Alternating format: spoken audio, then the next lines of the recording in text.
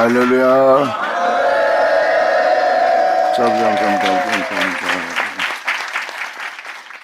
자, 시편 102편 들어가자. 시편 102편을 설명하려면 많은 것을 설명해야 됩니다. 이것을 짤막하게 단순하게 이 102편을 증거할까 하니까 잘 들으시고요. 사람이 주를 믿고 나서 이 생에 살다가 죽고 천국 가는 것이 전부가 아니라 주를 믿고 이 땅에 살던 여러분의 삶이 황폐해지면 우리 손으로 짓지 않은 우리를 새롭게 할, 온전케 할, 의롭게 할, 영원하게 되게 할 아버지의 은혜가 하늘 위에 있다고 표현합니다. 이는 하나님께서 지으신 영원한 집이랍니다.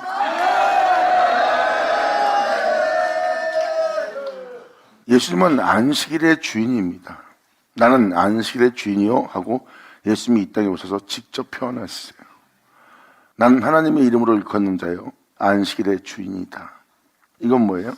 창세기 1장의 주인입니다. 모든 영혼의 안식의 주인이에요. 이 말은 아주 단순하게 표현했지만 어마어마한 겁니다. 다시 말해서 예수님 안에는 하나님이 계세요.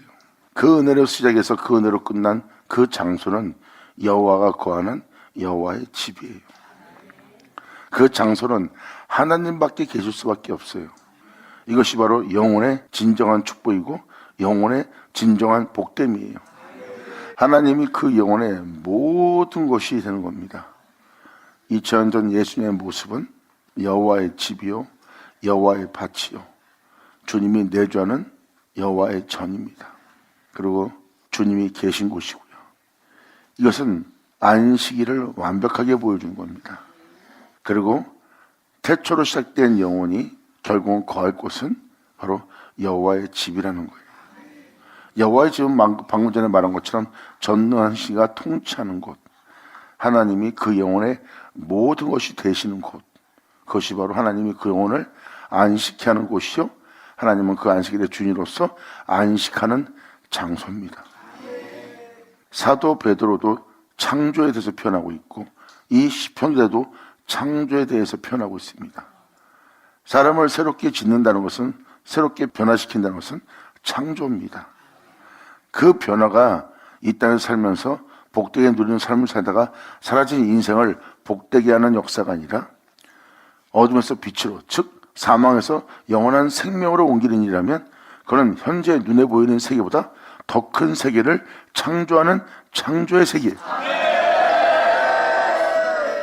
이것을 먼저 이렇게 알려드리는 것은 하나님의 창조는 멈추지 않고 계속 진행되고 있다는 것을 지금 표현해드리는 겁니다. 믿는 자들이 주님의 손에서 다시 한번 새롭게 지인받는 새 창조가 되는, 새롭게 변화되는 놀라운 것을 기록한 것이 바로 선지서신과 시편입니다. 그리고 그 놀라운 변화를 보인 사도들은 이를 증거하고 있고요. 그러므로 그 변화를 일으킨 당사자는 우리 주 예수 그리스도라고 표현합니다. 그리고 예수님은 그 모든 것의 시작이요 그 모든 것의 끝이 되는 안식일의 주인입니다. 그 안식일의 주인 되는 그 장소가 여호와의 집이에요. 이것이 진정 영원히 거할 장소입니다. 이것은 사람의 손으로 지은 곳이 아닙니다. 세상으로 만물로 여러분 자신으로 행한 행위로서 들어갈 수 있는 공간이 아니에요. 그분께서 행하시고 이루고 필하고 끝내신 곳이죠. 그러므로 그 세계는 말씀으로 비롯하여 말씀으로 끝마친 그 은혜의 세계입니다. 그러므로 우리가 그것을 거저받는다고 성경은 기록하고 있어요.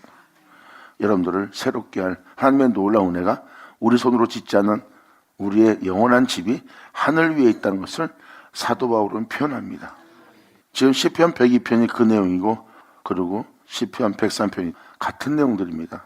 시편에서 말하는 지인받는 새롭게 되는 온전케 되는 하나님의 놀라운 역사가 다 하나님의 영광인 걸 아셔야 됩니다. 말씀으로 비롯해 말씀으로 끝마치는 것은 하나님 자체의 영광이에요. 그 영광은 영어로움이고요. 그 말씀에 의해서 마친 자는 그 영광을 받는 자예요. 왜? 여러분들은 그분의 행함 속에서 영원히 행하는 자가 되기 위해서 그분의 행함을 거저받고 그 행함은 여러분 안에 거하여 한 몸을 이루는 놀라운 날을 증거하고 있습니다. 할렐루야! 여러분들한테 지금 시편 102편 들어가기 전에 먼저 이 말씀을 읽어드릴게요. 고린도후서 5장 1절. 만일 땅에 있는 우리의 장막집이 무너지면, 이제 여러분들은 시편 102편을 읽어줄 때 땅에 있는 자신의 모습이 무너진 걸 발견할 겁니다. 특히 이 제약으로 만연한 이 말세를 맞이한 여러분들한테는 이것이 더욱더 귀에 잘 들리셔야 됩니다. 지금 현재 사는 사람들의 삶을 살펴보면, 또 믿는 자의 삶을 살펴보면 지금 황폐하다는 걸 깨달을 수 있어요. 자신의 삶의 무게에 견디지 못하고 자기 삶이 살아있으면서도 살아있지 않는, 의심하는 곳에 있는 자신의 생명을 볼 수 있고, 이 세상에서 아무리 즐겁고 기쁜 일이 있어도 항상 영혼은 고통과 괴로움 속에 있는 제약으로 만연한 말세를 맞이한 여러분 자신의 영혼을 살펴볼 수가 있습니다. 그리고 이 세상에 살던 여러분의 모습이 진정 하늘에 올라갈 빛의 모습이 아닌 걸 깨달으셔야 돼요. 이것이 바로 무너진 영혼의 땅입니다. 그래서 지금 사도 바울은 고린도후서 5장 1절에 만일 땅에 있는 우리의 장막집이 무너지면, 우리의 영혼이 무너지면, 진리에 따라 살 수 없고 빛 가운데 행할 수 없고 그 말씀 안에 거하여 그 말씀 안에만 살 수 없는 우리의 장막집이 무너지면, 하나님께서 지으신 집, 그 집은 방금 전에 말한 것처럼 그분을 시작해서 그분을 끝난 그분만이 거할 하나님의 처소입니다. 사도 바울은 지금 이 세상에 살고 있는 우리의 모습이 무너지면 우리의 손으로 짓지 않은 하나님의 지으신 영원한 집이 하늘 위에 있답니다.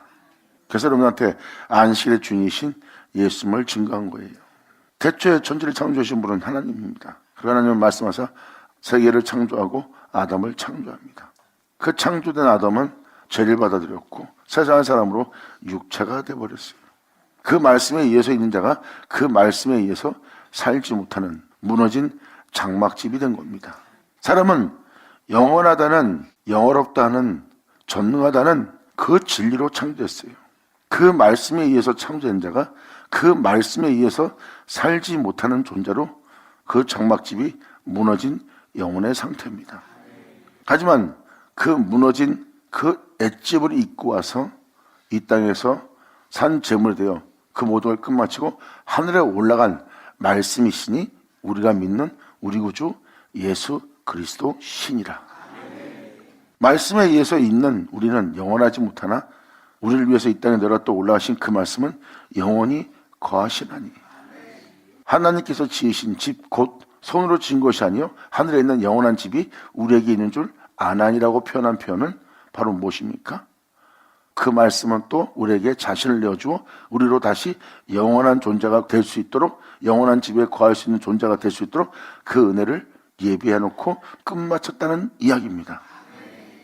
다시 말해서 다시 창세기로 돌아간다면 말씀이 아담을 창조했으나 그 아담이 그 말씀대로 살지 못하는 타락한, 바로 세상을 살아난 흙으로 돌아갈 육체가 된 겁니다. 그러므로 하나님 앞에 영원히 살 수 없는, 잠시 후면 사라질 수밖에 없는 영혼의 모습이에요. 그 말씀은 사라질 수밖에 없는 그 영혼의 모습, 하나님 앞에 있을 수 없는 그 존재의 모습을 그 말씀은 입고 와서 그 존재가 다시 하나님 집에 하나님으로 말미암아 영원히 있을 수 있도록 그 말씀은 그 일을 행하고 끝마친 겁니다. 이제 한 영혼 한 영혼에게 자신을 내어주어 그 영혼으로 하나님의 영원한 집에 거할 수 있도록 그 은혜를 이루시고 하늘에 올라가 하늘에서 자정하고 계십니다. 그러므로 우리를 새롭다 받게 할 영원한 집이 하늘에 있는 줄 우리가 아나니. 아멘.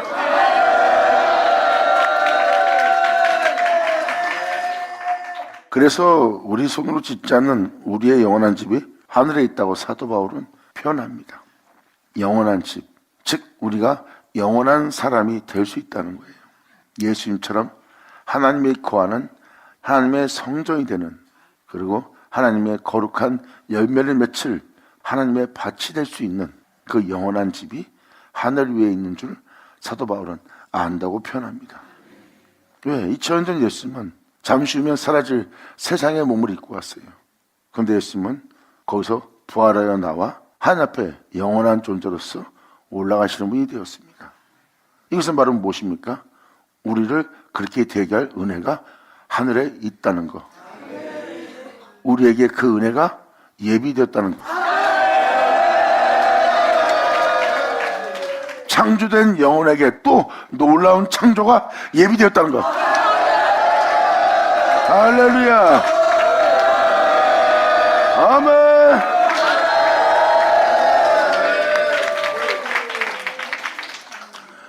여러분이 주를 믿고 아무리 의로운 신앙사라도 그거는 영원한 행실이 아니에요. 영원히 있을 세계에, 영원한 세계의 행사란 결국 그분이에요. 사람이 영원히 살려면 영원히 살 행동을 해야 되는데 사람은 영원히 살 행동을 못합니다. 그래서 주님이 죄악의 몸을 입고 그 죄악과 싸움하며 육체와 싸움하며 하나님의 거룩한 명을 따라 영원한 생명 속에서 살 수 있는 행위를 예수님이 행하시고 바로 이 생에서 모든 것을 물리치며 거절하며 거부하며 하나님만 경배하며 하나님만 경외하며 그 영원한 생명 속에서 걸었던 그 능력을 우리 내면 속에 두어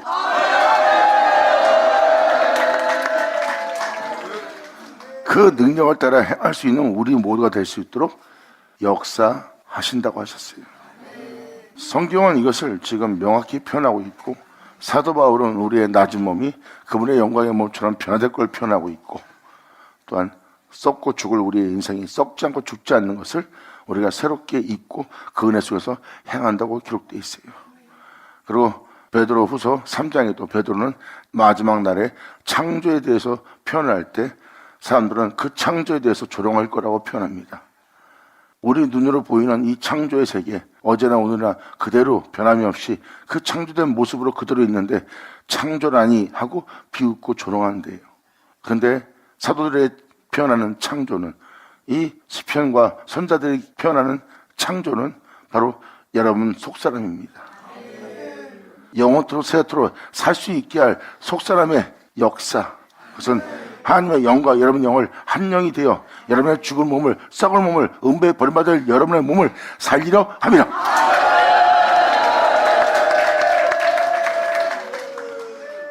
그래서 먼저 여러분한테 이러한 은혜가 있음을 알려줘야 시편 102편의 말씀을 알아들을 수 있기에 먼저 여러분이 신뢰하는 사도 바울의 고린도후서 5장 1절을 읽어드리는 겁니다.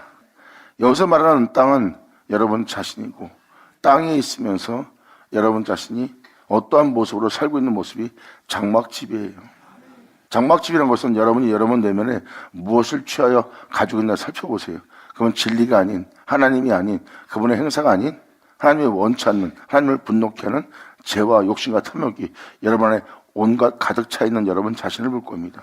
이것은 하나님이 거할 처소가 아니라 어둠이 거할 처소죠. 주님은 이러한 자를 향해서 어둠한테 표현합니다. 내가 거할 처소에 네가 거기 왜 있느냐? 네가 그 사람을 창조했느냐? 그 사람에게 네가 생명을 줬느냐? 내가 거할 곳에 어찌 네가 주인인 것처럼 거하는 자가 되느냐? 내가 광활한 그 곳에 너를 공같이 말아 내어 던지리라. 아멘.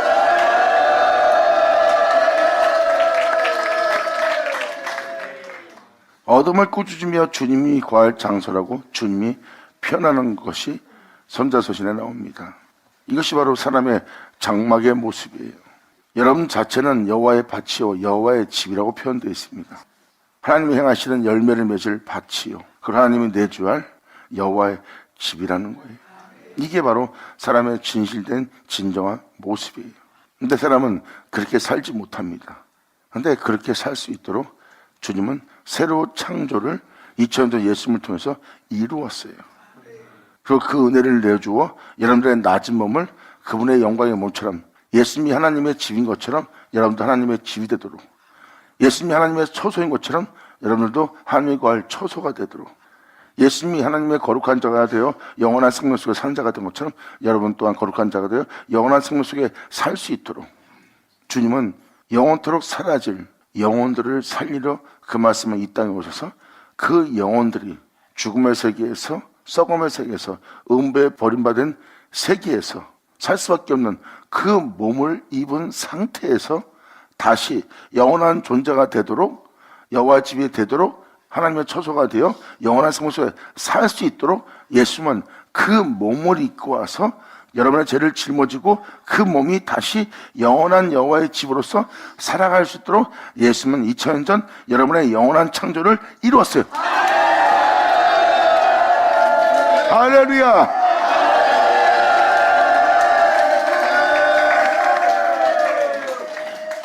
여러분들은 예수님의 십자가의 죽음이 그냥 막연한 죽인 것처럼 진정 그것이 죽고 끝나는 것처럼 여러분들은 보고 있지만 실질적으로 영원한 창조를 이루시는 장면입니다. 여러분 한 사람을 영원한 존재가 되도록 주님이 그것을 이루신 날이에요.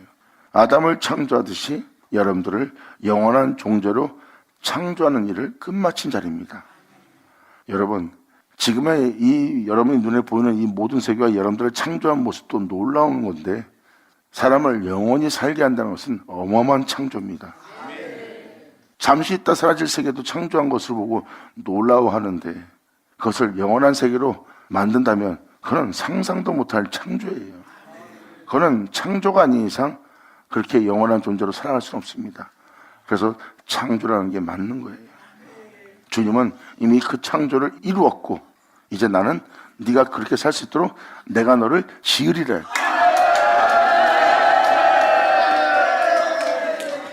그러므로 예수 믿는 자에게 예수 믿고 교회 생활하다가 끝나는 것이 전부가 아니라 하늘로부터 새롭단 받을 하나님의 은혜가 하늘에 예비되어 있음을 표현하는 겁니다. 사도들은 그걸 표현하고 있고 시편 기자도 그 놀라운 창조가 후세에 있을 거라는 것을 표현하고 있어요. 사람이 새롭다함으로 지음받는 날이 있을 거라는 거. 그리고 사도 바울은 고린도후서 5장 1절에 우리 몸이 영원히 살 수 없는 몸이 되었다면 우리를 영원히 살게 할 영원한 존재로 새롭게 할 영원한 집이 하늘 위에 있는 줄 표현하는 겁니다. 바로 이 땅에 내려왔다 올라간 말씀이죠. 말씀은 썩고 죽을 수밖에 없는, 죄를 지을 수밖에 없는, 음부에 버림받을 수밖에 없는, 살 수밖에 없는, 무덤에 들어가면 다시는 나오지 못할 몸을 입고 왔어요. 근데 그 몸을 입고 온 것은 우리의 인생을 입고 온 게 그 말씀이신 우리 구주 예수 그리스도입니다. 근데 우리의 시작이요 우리의 구원자이신 그 말씀은 썩고 죽을 수밖에 없는, 음부에 버림받을 수밖에 없는, 무덤에 들어가면 다시 나올 수 없는 몸을 무덤에서 끌고 나옵니다. 영광!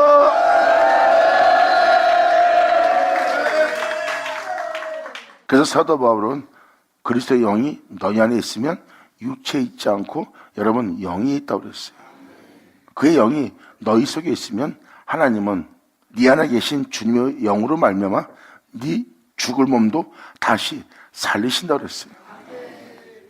결국 무엇을 표현합니까? 우리의 죄를 짊어진 분이 이 땅에 오셨고 그 몸을 무덤에서 끄집어내리고 하늘에 오를 수 없는 영혼을 하늘에 오르게 하는 일을 하신 거예요. 그러므로 예수란 육체만 보지 마세요.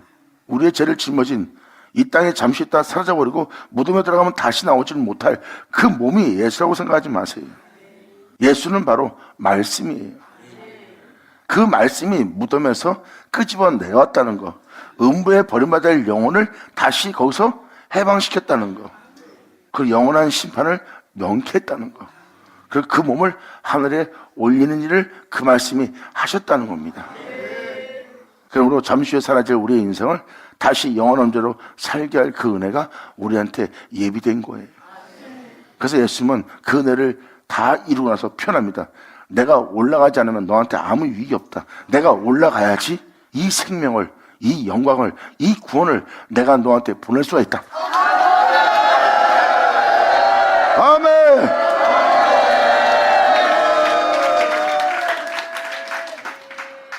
이겁니다. 이것이 바로 하나님께서 그 은혜를 여러분들한테 알게 하고자 하는 겁니다. 그래서 시편 103편도 하나님은 그 역사를 행하를 그 행위를 모세에게 알리시고 그 행사를 믿는 믿음을 보인 자에게 또 알리셨어요. 그 은혜가 사실이라는 것을, 그 은혜가 참인 것을 알게 했고 사도들 또한 그것을 알게 된 겁니다. 여러분도 이제 그것을 알아야 될 때입니다. 예수님이 이루신 것이 바로 그거예요. 그래서 여러분 한 사람 한 사람이 여호와의 집이 될 수 있도록 예수님은 내 아버지 집에 거할 곳이 많다고 표현한 거예요. 결국은 말씀이 아담을 창조했듯이 다시 그 말씀은 또 우리를 그러한 존재가 되시도록 다시 창조한다는 겁니다. 지금 읽어줄 시편 102편이 그 창조를 표현하고 있어요. 그리고 그 창조함을 받을 백성들을 표현하고 있고요. 그러므로 사도 바울은 이 은혜를 지금 표현하고 있습니다. 만일 땅에 있는 우리의 장막집이 무너지면 우리 자신이 영원한 사람으로서 그 빛 가운데 살 수 없는 사람이 되었다면 하나님께서 지으신 집, 곧 여기서 손으로 한 것은 우리 자신의 행위로서 우리의 피 흘림으로써 땀 흘림으로써 짓는 집이 아니라는 것입니다. 하나님께서 지으신 집을 표현하고 있어요. 하나님께서 지으신 집은 예수 그리스도입니다. 하나님께서 지으신 집, 곧 손으로 지은 것이 아닌 하늘에 있는 영원한 집이 우리에게 있는 줄 우리가 아노니, 바로 이 땅에 내려왔다 올라가신 예수 그리스도예요. 말씀에 의해서 창조된 우리는 이 땅에 머물고 있고 잠시 후면 우리는 사라질 인생 속에서 죽음을 맞이합니다. 근데 그 말씀은 그 인생 속에서 벗어나 자유롭게 다시 하늘에 올라갑니다. 우리의 본체는 이 땅에 내려왔다 올라가는데 우리는 올라가지 못하고 또한 이 땅에서 사라집니다. 근데 그 말씀이 우리에게 본을 보는 것은 사라질 몸을 입고 와서 그 사라질 몸을 사라질 세계로부터 다시 데리고 나왔다는 것. 아멘.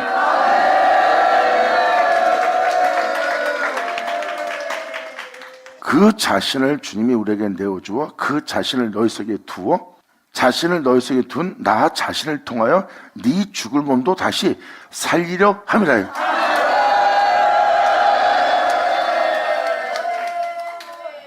그냥 사도 바울이 표현한 것은 예수 믿는 자에게 반드시 일어날 은혜를 기록하고 있습니다. 말세를 맞이한 죄악이 만연한 불법이 성행하는 사랑이 식어진 무정하고 능정해진 현재 이 시대를 살고 있는 여러분들의 모습 보세요.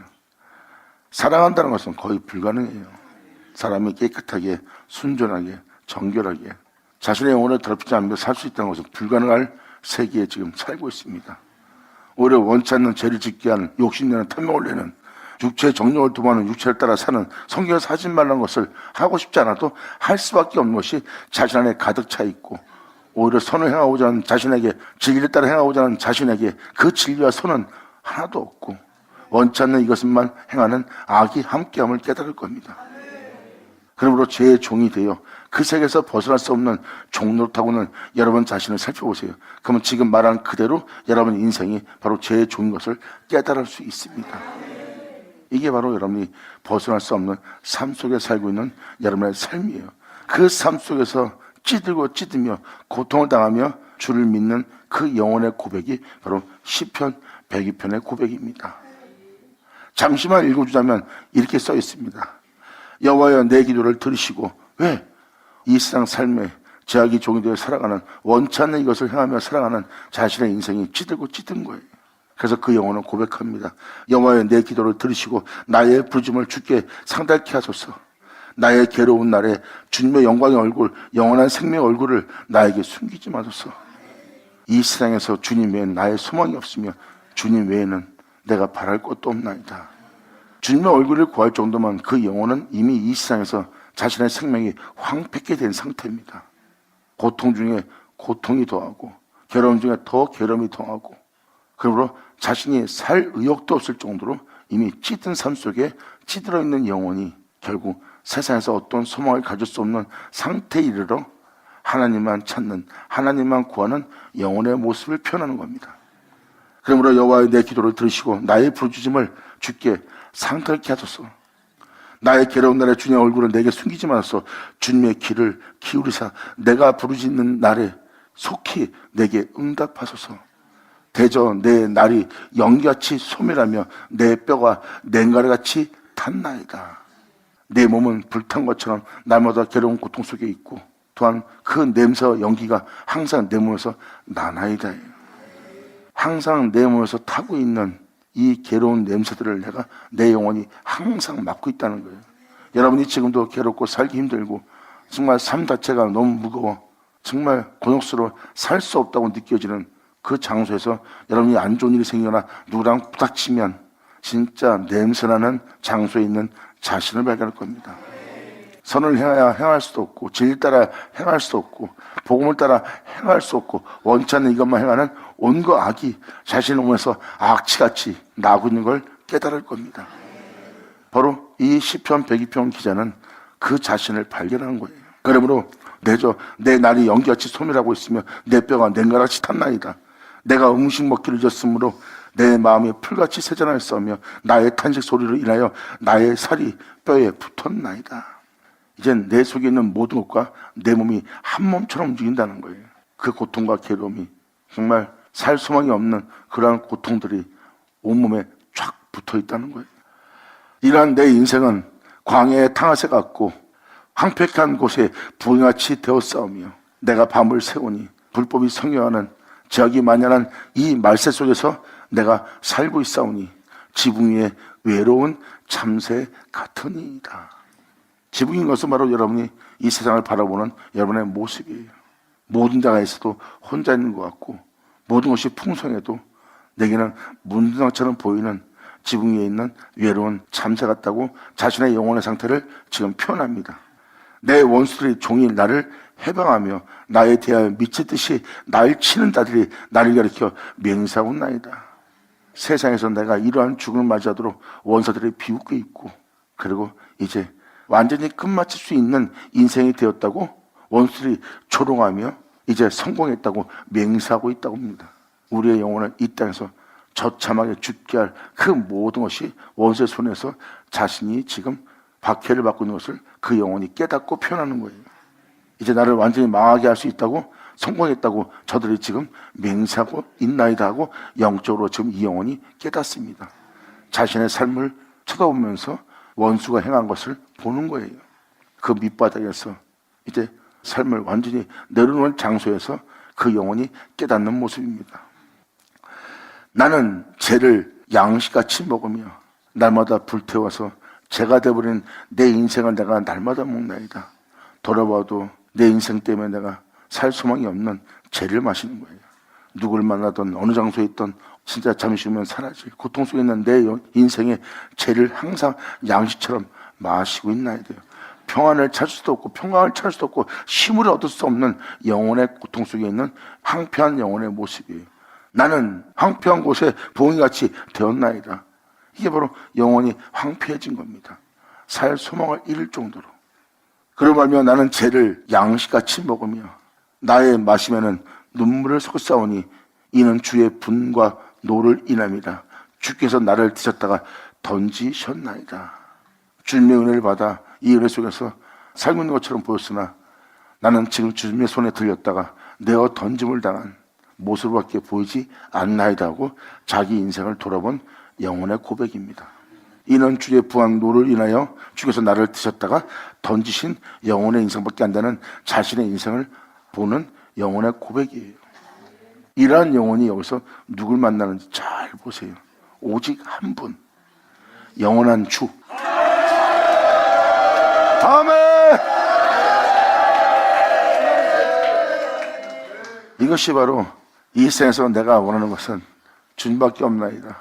돈도 명예도 권세도 내 육체의 기쁨도 즐거움도 그 어떤 것도 없습니다. 오직 나의 시작 되시는 영원하신 나의 주만 내가 원하오니 영원한 주님의 영광의 얼굴을 내게 숨기지 마시고 내게 밝게 비춰 주시옵소서. 아멘.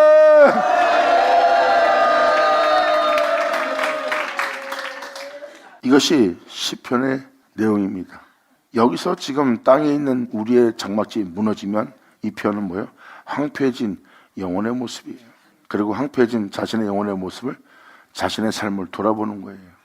항상 죄를 마시고 자신의 인생의 고통과 괴로움만 마시고 살고 있으며 항상 그 고통 속에서 황폐한 삶을 누리고 있는 자신의 영혼의 상태를 지금 시편 기자는 표현하고 있는 겁니다. 그러므로 11절로 내 날이 기울어지는 그림자 같고 잠시면 그 그림자가 어둠에 묻혀버려서 이제 그 그림자조차 찾을 수 없는 인생이 되는 겁니다. 그러므로 내 날이 기울어지는 그림자 같고 내가 풀에 세잔하는 자와 같으니이다. 풀이 푸릇푸릇하지만 여러 계절을 통해서 또 여러 상황을 맞이하면서 그 풀이 마르고 쇠잔해지면서 그 풀은 사라져버리는 겁니다. 그리고 내 인생은 하나님의 어떠한 열매도 맺을 수 없는 버림받은 땅이 되는 걸 표현합니다. 이게 바로 황폐한 곳이에요. 그 황폐한 곳에서 보잉같이 외로운 존재로서 서 있는 자신의 모습을 표현한 겁니다. 살 소망도 없는 나 자신의 모습을 보고 이 모습을 맨날같이 양식처럼 마시고 살고 있대요. 이 죄를. 잠시면 사라질 내 인생 하나 갖고 또 괴로워서 못 살겠다고 그 죄를 내 양식처럼 날마다 먹고 있나이다. 그러니까 사는 삶 자체가 이제 믿는 자인데 황폐한 겁니다. 이들은 믿지 않는 자가 아니라 믿는 자예요. 그러니까 주님께 호소하는 자가 되었고 그 호소를 주님께서 들어주시기를 간절히 바라는 거예요. 그러면서 이 영혼이 놀라운 창조의 역사를 하나님으로부터 받습니다. 그것도 영원한 하나님의 은혜로서. 그리고 이 모든 것이 새롭게 영원한 옷으로 갈아입을 것을 표현합니다. 의복처럼.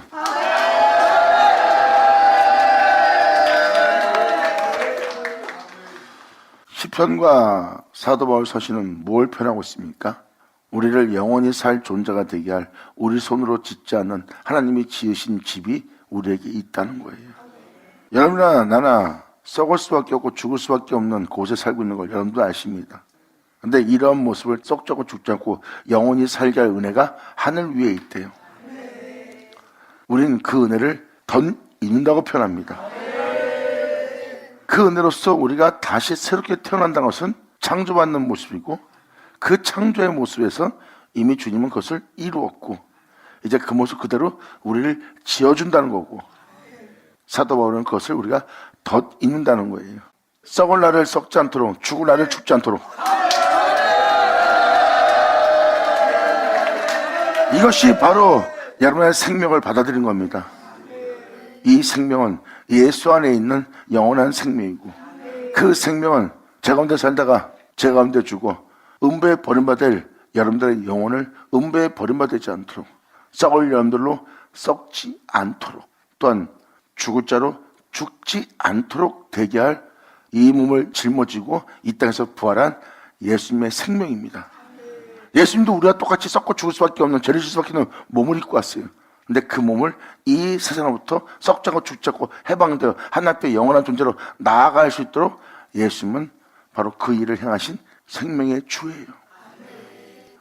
죽을 수밖에 없는 이 몸을 살린 그의 생명을 우리에게 주어 우리 또한 그 생명 속에 있게 하여 썩을 우리로 죽을 우리로 썩지 않고 죽지 않게 할 그 생명 속에 있을 수 있도록 그 은혜는 덧입히는 날. 할렐루야! 아멘!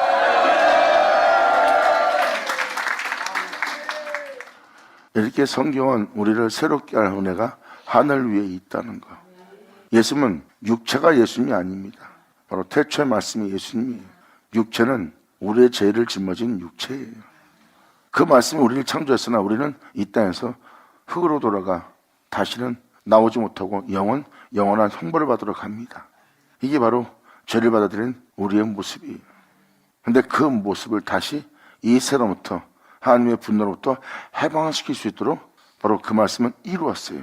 그러므로 현재 썩고 죽을 수밖에 없는 음부에 버림받을 수밖에 없는 죽으면 다시는 살 수 없는 흙으로 돌아가면 다시 나올 수 없는 그 몸을 이 세상부터 해방시켜 하나님 앞에 영원히 살게 할 수 있도록 되게 할 그 생명을 우리에게 준다는 거예요. 썩고 죽을 수밖에 없는 몸을 입고 온 예수님은 하나님 주신 그 생명으로 거기서 부활시켜 하나님 앞에 영원한 존재로서 살아갈 수 있는 존재 되게 한 거예요.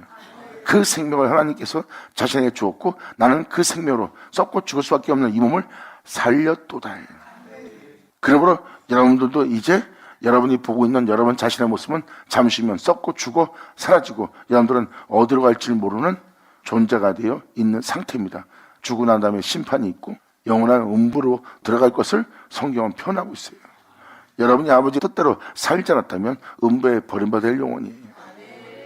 다윗은 그것을 진정 깨닫게 되었고요. 그러므로 예수를 살리신 예수님이 지닌 그 생명은 바로 그 몸을 부활시켜 하나님 앞에 영원히 있을 자가 대기했어요. 그러므로 그 생명은 그 말씀이신 예수만 있습니다. 하지만 우리는 여전히 죄와 또한 썩고 죽을 육체의 몸으로서요. 예수님은 자신 안에 영원한 생명이 있음 같이 그 생명을 내어주어 너도 그 생명 속에 있어 네 썩을 몸 죽은 몸 살리게 하려 함이라예요. 그래서 예수님 말씀하십니다. 내 살과 피를 먹어라. 내 살과 피를 먹지 않고는 너희 속에 생명이 없나니.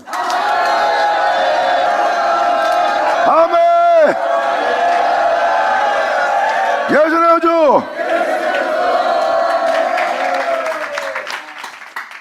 이제 예수님의 십자가의 죽음이 눈에 훤히 보이시죠? 예수님 바로 그 죄를 짊어진 거예요. 그렇게 살리시도록 내 살과 피를 먹으면 너희 속에 생명이 있다. 내 살과 피를 먹지 않고는 너희 속에 생명이 없다고 예수님은 명확히 표현했어요. 이에 대해서 요한복음 잠깐 읽어드릴게요. 요한복음 6장 48절. 내가 곧 생명의 떡이라. 내가 곧 생명의 말씀이라. 예수님은 자신이 생명의 말씀이라고 표현합니다. 말씀은 떡이에요. 이 모양 저 모양 역사하신 말씀을 뭉치면 떡이 됩니다. 그래서 떡집이라고 표현하는 거예요. 베들레헴. 예수님은 거기서 태어나신 거예요. 내가 곧 생명의 떡이로라. 너희 조상들은 광야에서 만나를 먹었어도 죽었거니와 이는 하늘로서 내려오는 떡이니 사람으로 하여금 먹고 죽지 않게 하는 것이라. 이렇게 우리는 이 세상을 이기신 하늘에 올라가신 그 주님의 생명을 우리가 먹는 날이에요. 예수 믿는 우리한테 표현한 겁니다. 주를 믿고 막연하게 교회 생활하다 총괄하는 게 아니에요. 그분의 생명을 우리가 지녀야 됩니다. 주님은 그걸 지금 표현하고 있어요. 이는 하늘로서 내려오는 떡이니 사람으로 하여금 먹고 죽지 아니하게 하는 것이라. 나는 하늘로서 내려온 산떡이다. 반드시 너에게 나를 내어주어 먹게 하리라. 예수님이죠. 이것이 주님이 표현한 표현입니다. 주님은 자신을 산떡이라고 표현합니다. 이것은 실상, 실체라는 거예요. 나는 너에게 나를 내어줄 네 영혼을 살릴 산떡이다. 사람이 이 떡을 먹으면 이 땅에 내려가 또 올라간 실체적인 이 산떡을 먹으면 영생하리라. 아멘. 예수 나오죠.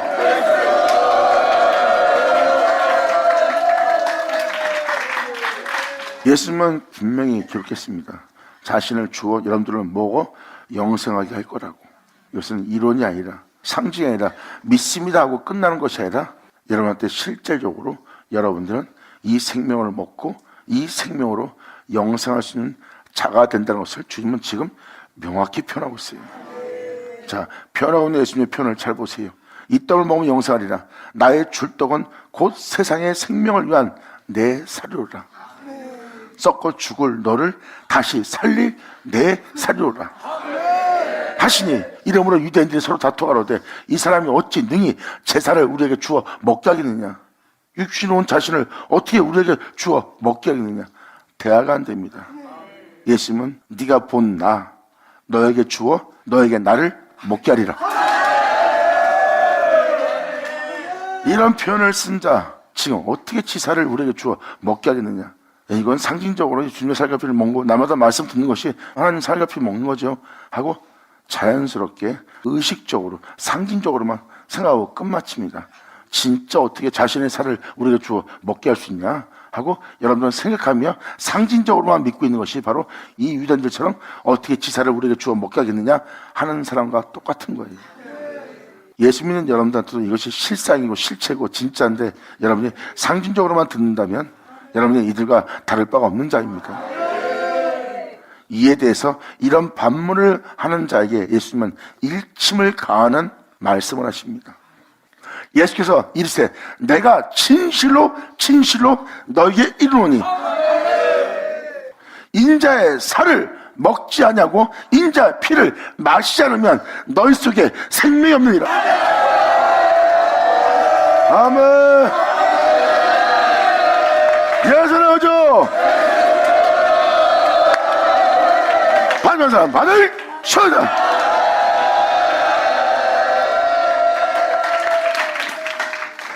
이렇게 예수님은 말씀에 명확히 기록해놨습니다. 예수 믿습니다. 믿음으로 찬양합니다. 믿음으로 내가 구원받았습니다. 믿음으로 말미암아 그 은혜가 사시는 것을 우리가 믿습니다 하고 신앙생활을 하고 있어요. 이게 바로 상징적이고 의무처럼 믿음의 신앙생활을 하는 겁니다. 예수님은 그 편이 아니에요. 나를 믿는 자들아, 나는 너희를 살리기 위해서 나를 먹게 하기 위한 하늘에서 내려온 산떡이니 2000년 전 피 흘리며 내가 이룬 내 살과 피를 네가 먹고 마시지 않으면 바로 너희 속에 이 생명이 있을 수 없대요. 그러면서 예수님은 다음 절에 놀라운 표현을 씁니다. 내 살을 먹고 내 피를 마시는 자는 영생을 가진 상태래요. 이 말은 무슨 말인지 아십니까? 이러한 일이 마지막 날에 일어날 거래요. 내 살과 피를 먹음으로 영생을 가진 자가 나온 거를 마지막 날에 볼 거래요.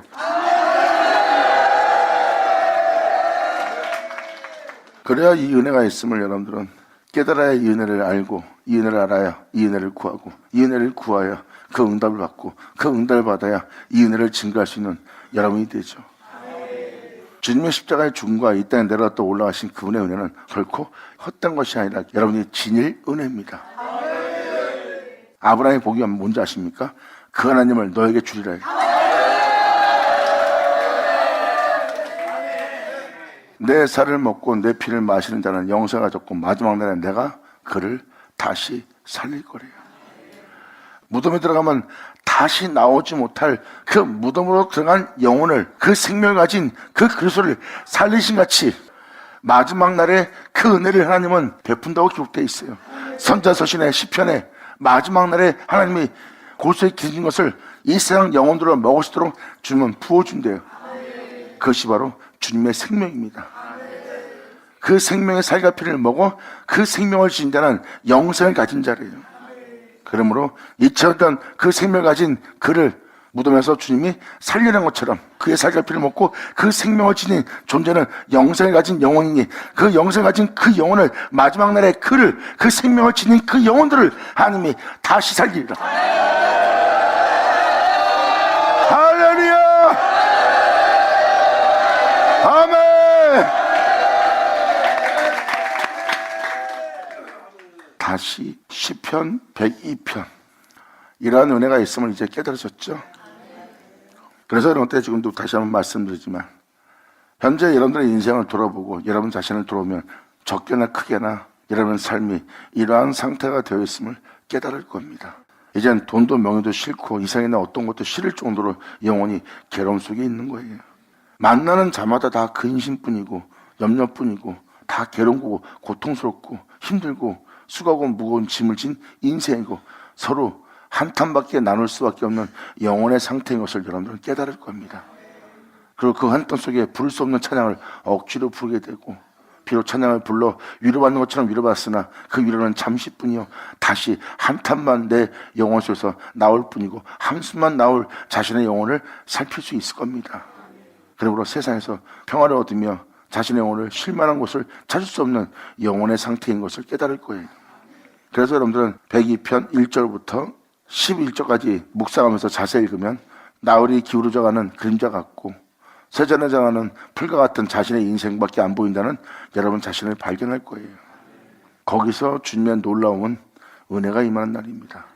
대대로 영원토록 그 이름을 영화롭게 하며 그 이름을 기억할 놀라운 은혜가 있음을 이 시편기자는 표현합니다. 12절 여호와여 주는 영원히 계시고 주님의 기념 명칭은 주님의 이름은 예수의 이름은 대대의 일이로다. 기념 명칭은 바로 모든 영혼이 알게 될 예수의 이름이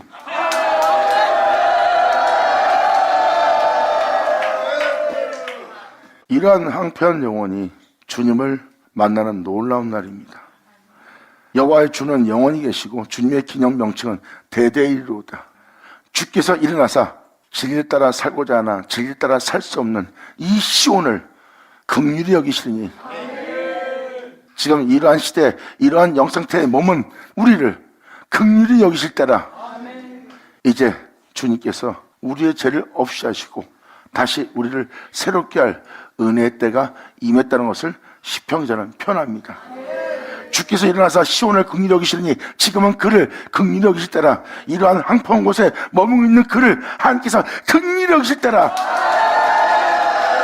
그러한 영혼을 위해서 정한 기한이 오미니이다.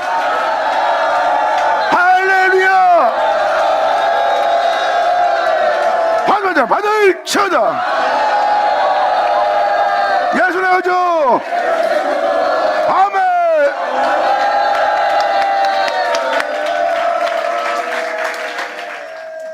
그래서 지금도 여러분들한테 지금 13절까지 읽어드린 것은 영혼들이 그러한 은혜를 받을 때가 있음을 지금 표현해드리는 거예요.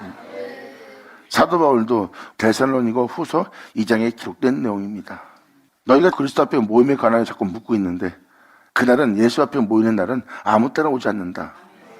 이 땅에 죄악이 만연해지고 불법이 성령하며 죄악으로 가득 찰 때 바로 너희가 그 죄로부터 구원할 예수 그리스도 앞에 모일 날을 맞이할 거래요. 그러므로 사도나 누구나도 그리스도가 여기 있다 저기 있다 해도 너희는 속지 마라. 먼저 세상이 하나님을 배도하는 일, 더워도 믿는 자가 하나님의 말씀을 따라 살지 않는, 오히려 죄악에 순종하는, 죄악을 저지르는 그러한 때가 오지 않는 한 절대 너희가 그리스도 앞에 모일 수는 없다는 거예요. 이 세상에 죄악이 만연하고 불법이 성해지고 어둠을 가득 차고 사랑이 식어지는, 형제와 형제끼리 서로 내어주는 그러한 상태에 이르렀을 때, 그리고 자기를 보여 하나님이라 하며 자기가 하나님 것처럼 메시아 것처럼 그러한 자들이 이 세상에 많이 나오며 만연해지거든. 그때서야 그 모든 죄로부터 너를 구원하기 위해서 그 적들을 소탕하고 그 적들을 죽이고 너희 안에 나타내므로 그 끝마칠 은혜가 그때야 비로소 나타날 거래요. 이것이 바로 주님이 정한 때입니다. 지금 시편 102편은 바로 그 내용입니다. 세상의 죄악으로 만연한 말세를 맞이한 이 인생 속에 살고 있는 영혼은 삶 자체가 찌든 상태예요. 그리고 거기서 소망을 할 수 있는 건 오직 주님뿐이고요. 이 영혼은 지금 그 정한 기한이 자기한테 오고 있음을 압니다. 그래서 지금도 수많은 사람이 메시아가 오십니다, 메시아가 오실 때가 됐습니다 하고 그들이 부르짖는 이유가 뭐예요? 세상의 죄악으로 만연한 세계를 보고 우리를 데리러 오실 거야, 주님은 오실 거야, 이 편을 쓰는 겁니다. 왜? 죄악이 만연하기 때문에. 주님은 그 죄로부터 여러분들을 구원할 겁니다. 그리고 여러분들은 그 죄로부터 구원할 메시아 앞에 모일 날을 가질 거예요.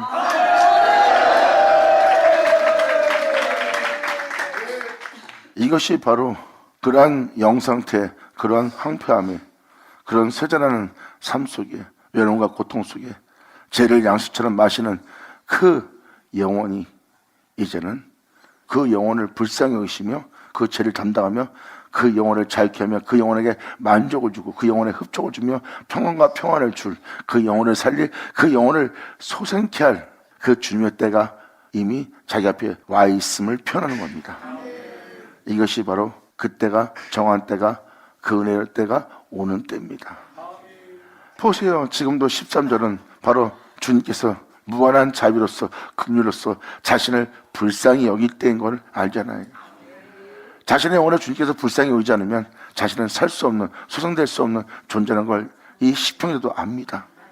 그러므로 이러한 장소에 머물러서 고통을 당하고 있는 그 영혼을 향해서 주께서 일어나사 진리를 취할, 그 생명을 취할, 그 생명을 머물게 할 그 시온을 긍휼히 여기시리라. 지금은 그러한 영상태에 머물고 있는 그 영혼을 긍휼히 여기실 때라. 이제 그렇게 되게 할 정한 때가 우리 영혼에게 오민이다.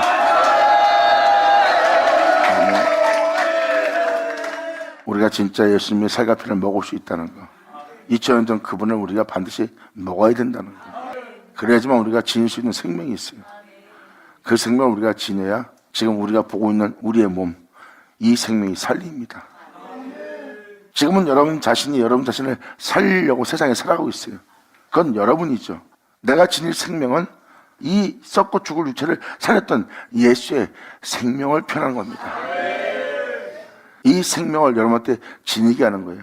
그렇다면 여러분들은 이제 여러분들을 살게 하려고 사양스러움처럼 살려고 육체를 따라 살지 않고 2000년 전 예수님처럼 하나님의 영을 쫓아 모맹시를 죽이며 이 땅을 걸었던 예수님의 생명으로 살려오는 자가 될 거예요. 그러므로 썩지 않고 죽지 않고 새하지 않고 영원히 살게 할 그 생명을 지닌 자로 하나님이 마지막 날에 다시 살리라 합니다. 아멘. 영광 받으려 받으려 쳐자. 자, 기도하겠습니다. 할렐루야. 아버지 감사합니다. 영광 홀로 받으시옵소서. 이 귀한 시간 허락하시고 역사하심을 감사합니다. 진정 우리 모두가 아버지께 존귀와 영광을 돌려드릴 수 있도록 말씀하신 그 모든 은혜가 헛되이 되지 않고 그 은혜를 지닌 자로서 그 은혜를 돌려드릴 자로서 이 땅을 걸을 수 있는 우리 모두가 될 수 있도록 아버지 역사하여 주시옵소서. 진정 우리 모두가 주님을 영원롭게 되게 하여 주기를 간절히 바라며 영광을 돌리며 우리 주 예수의 이름으로 그럼 나이다.